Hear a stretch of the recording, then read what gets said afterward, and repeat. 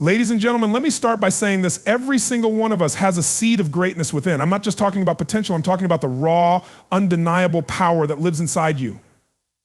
The problem, most of us never tap into it. Why? Because we lack the self-confidence to act on that power.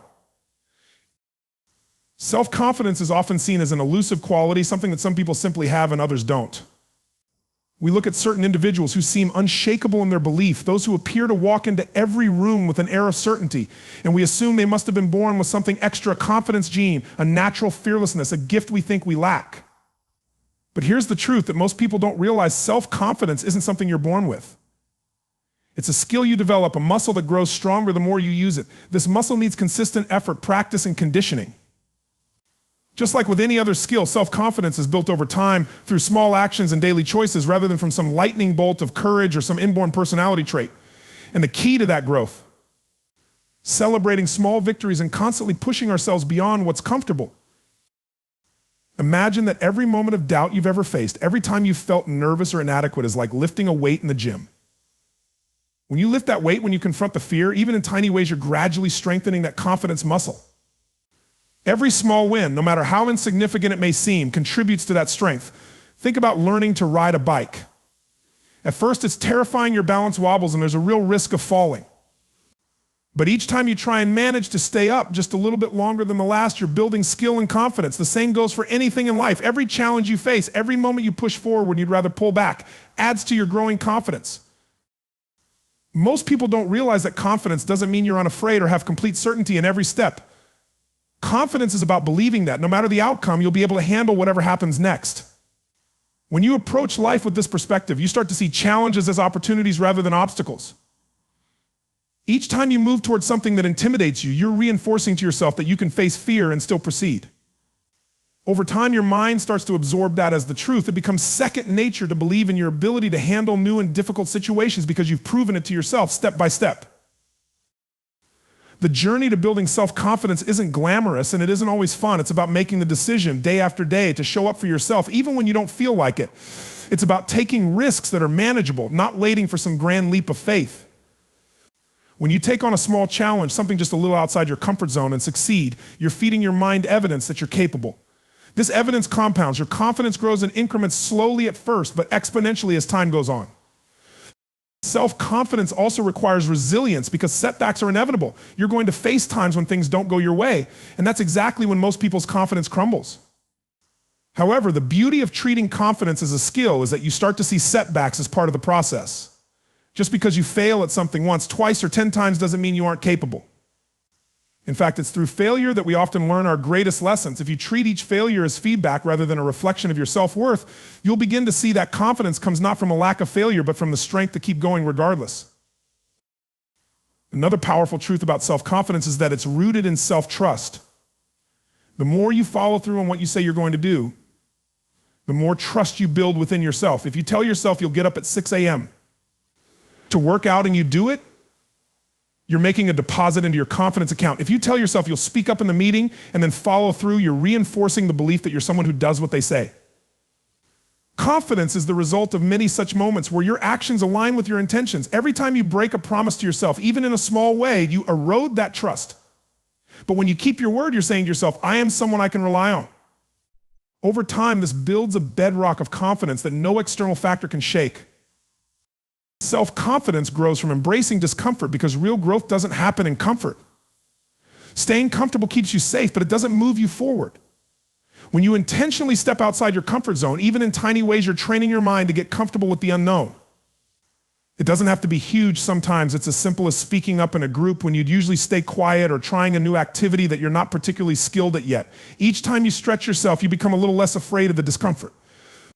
This, in turn, makes future challenges easier to approach, creating a cycle where your confidence continues to build. There's also a powerful link between confidence and preparation. People who come across as confident are often simply prepared. They put in the time, done the work, and taken the steps necessary to feel ready. Confidence isn't about walking blindly into the unknown. It's about putting yourself in the best position possible to succeed.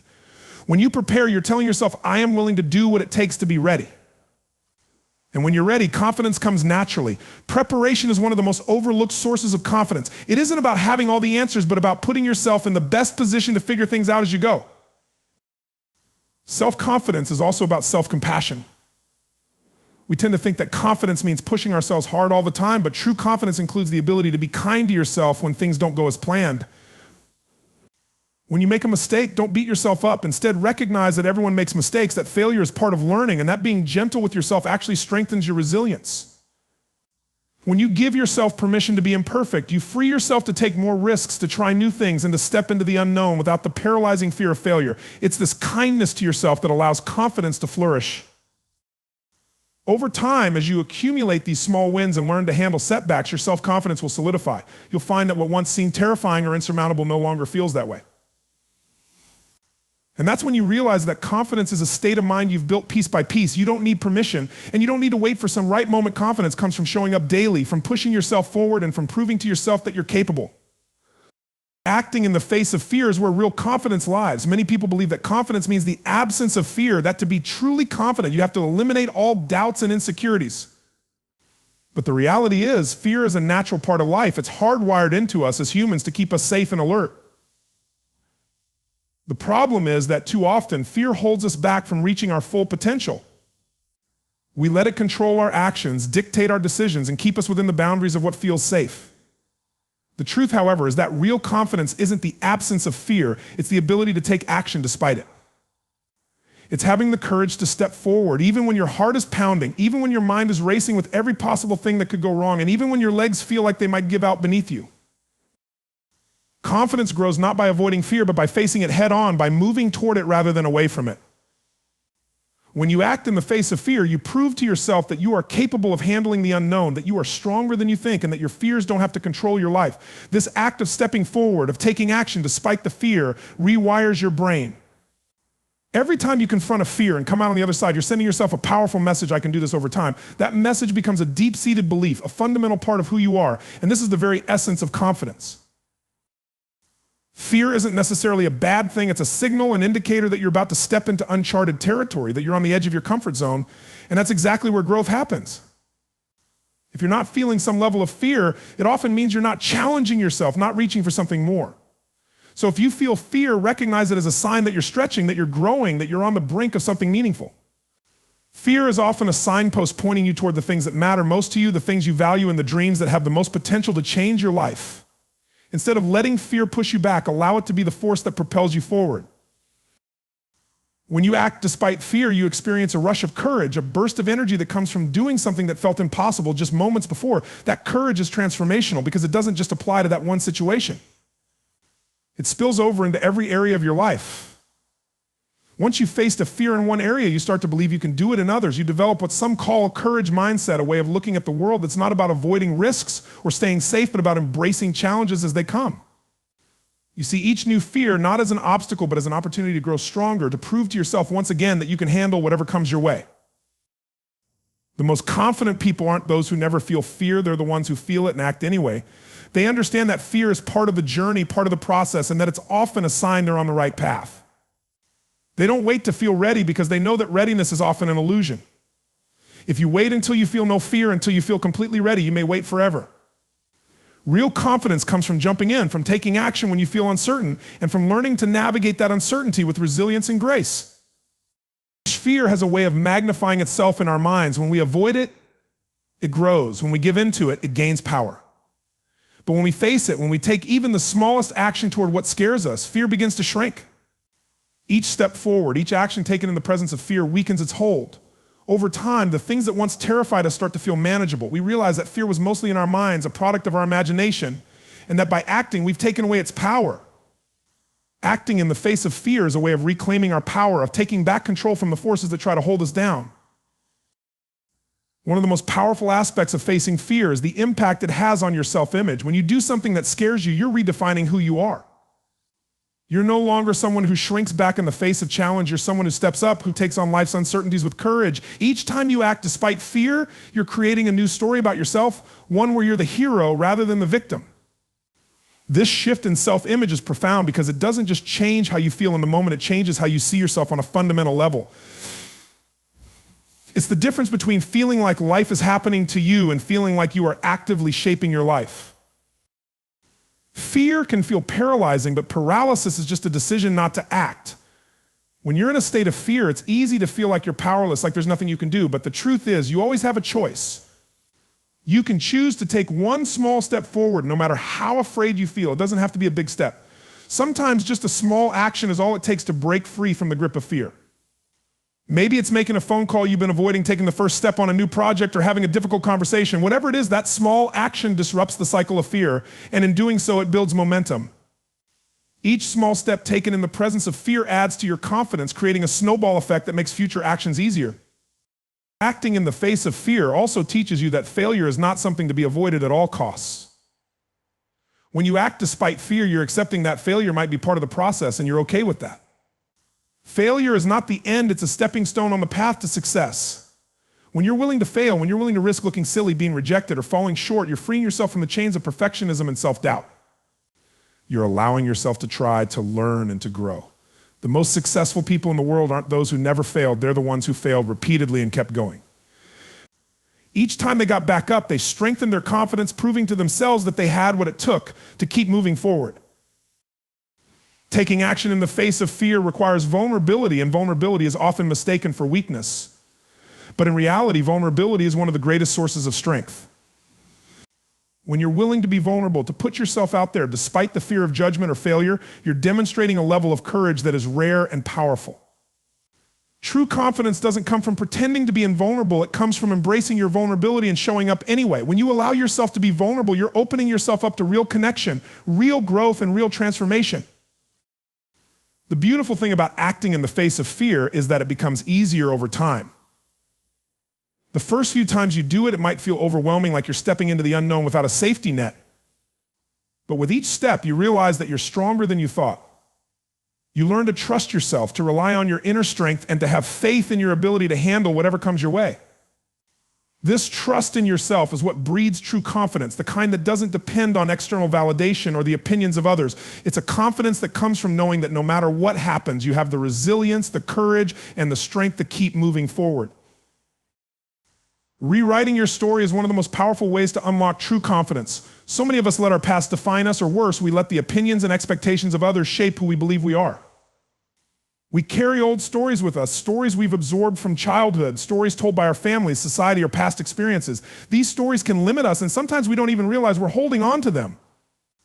We tell ourselves, I'm not good at this, or I can't handle that kind of pressure, or I'm not the kind of person who takes big risks. These are stories we've been telling ourselves for years, maybe decades, without stopping to question if they're actually true. One of the first steps in rewriting your story is recognizing that you are not bound by these old narratives. What has happened in your past does not have to define your future. You may have failed before, but that doesn't mean you're a failure. You may have faced rejection, but that doesn't mean you're unworthy of acceptance. These experiences or events, they don't define your identity. When you look at your life this way, you start to realize that you have the power to create a new story. You are not who you were 5 years ago, last year, or even yesterday. You are constantly evolving, and you have the ability to shape who you become by the actions you take and the beliefs you choose to hold. Rewriting your story also means questioning the labels you've accepted about yourself. Think about the words you use to describe who you are. Words like introvert, not athletic, not good with people, or bad with numbers. These labels often start small, maybe as a casual comment from someone else or an assumption you made during a difficult experience. Over time, though, they solidify into beliefs that shape your behavior, your choices, and your confidence. If you've always thought of yourself as not good at public speaking, you may avoid situations where you'd have to speak up. The more you avoid those situations, the more deeply entrenched that belief becomes. This is how a limiting story takes root. But if you're willing to challenge these labels, to say, maybe that's not the whole truth about me, you start to open yourself up to new possibilities. The process of rewriting your story doesn't happen overnight, but it starts with small steps. Start by recognizing and challenging the automatic thoughts that arise when you're facing a challenge. Maybe you think, I can't do this, or I'm not ready. Instead of accepting that thought as truth, take a moment to question it. Ask yourself, is this really true, or is it just something I've told myself for so long that I believe it? Often you'll find that these thoughts are simply habits, patterns that have become ingrained over time, but don't actually reflect your current abilities or potential. When you start to question these thoughts, you create a gap between what you've always believed and what is actually possible. Another powerful way to rewrite your story is to focus on your strengths rather than your weaknesses. Too often, we define ourselves by what we lack rather than what we have. We think I'm not creative instead of focusing on the ways we solve problems or bring new ideas to the table. We say, I'm not a leader instead of recognizing the times we've inspired or motivated others. Every single one of us has strengths, even if they're not immediately obvious. When you shift your focus from your weaknesses to your strengths, you start to build a new narrative about who you are and what you're capable of. This new narrative forms the foundation of your confidence. An important part of this process is giving yourself permission to change. Sometimes we get so used to the stories we tell about ourselves that we feel locked into them. We think this is just who I am, or I've always been like this. But the truth is, you're not fixed in place. You're constantly growing, learning, and evolving. Just because you've been a certain way in the past doesn't mean you have to be that way in the future. It's okay to change your mind about who you are and what you want. It's okay to redefine yourself and move in a different direction. When you give yourself permission to change, you're giving yourself the freedom to explore new aspects of who you are and who you can become. One of the most empowering things you can do in rewriting your story is to set new goals that align with the person you want to become. Think about who you want to be, not just in terms of career or achievements, but in terms of character, values, and passions. What kind of person do you want to be known as? When you set goals that reflect this vision, you're giving yourself a roadmap to becoming that person. You're no longer just living day to day, reacting to whatever comes your way. You're taking intentional steps to build a life that aligns with the story you want to live. As you work on rewriting your story, remember that setbacks are part of the process. There will be times when you fall back into old patterns, when the old story tries to pull you back in. This is normal, and it doesn't mean you're not making progress. Each time you recognize an old pattern and choose a new response, you're strengthening your commitment to your new story. Over time, the new story becomes stronger, and the old one loses its hold. This is how change happens, through consistent, conscious choices that reflect the person you're becoming rather than the person you used to be. It's also important to surround yourself with people who support your new story. Sometimes the people in our lives unintentionally reinforce our old stories. They may see us in a certain way and expect us to stay the same.